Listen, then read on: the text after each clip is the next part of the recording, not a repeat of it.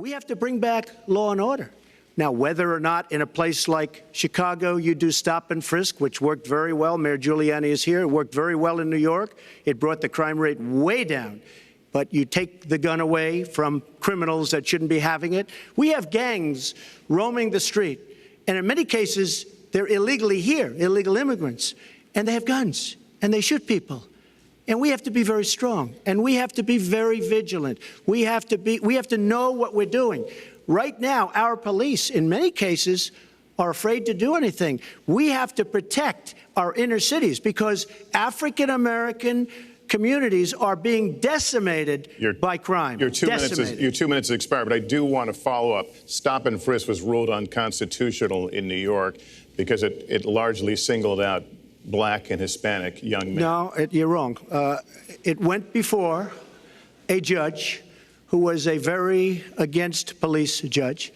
It was taken away from her, and our mayor, our new mayor, refused to go forward with the case. They would have won an appeal. If you look at it throughout the country, there are many places where the argument is that it's a form of racial profiling. No, the argument is that we have to take the guns away from these people that have them and that are bad people that shouldn't have them. Well, I've heard Donald say this at his rallies, and it's really unfortunate that he paints such a dire, negative picture of Black communities in our country. You know, the vibrancy of the Black church, the Black businesses that employ so many people, the opportunities that so many families are working to provide for their kids.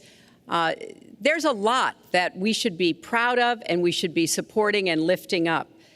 But we do always have to make sure we keep people safe. There are the right ways of doing it, and then there are ways that are ineffective. Stop and frisk was found to be unconstitutional, and in part because it was ineffective.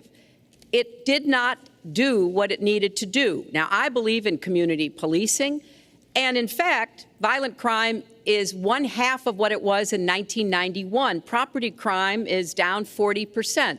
We just don't want to see it creep back up. We've had 25 years of very good cooperation, but there were some problems, some unintended consequences. Too many young African-American and Latino men ended up in jail for nonviolent offenses, and it's just a fact that if you're a young African-American man and you do the same thing as a young white man, you are more likely to be arrested, charged, convicted, and incarcerated. So we've got to address the systemic racism in our criminal justice system. We cannot just say law and order. We have to say we have to come forward with a plan that is going to divert people from the criminal justice system, deal with mandatory minimum sentences, which have put too many people away for too long for doing too little. We need to have more second chance programs. I'm glad that we're ending private prisons in the federal system. I want to see them ended in the state system. You shouldn't have a profit motivation to fill prison cells with young Americans.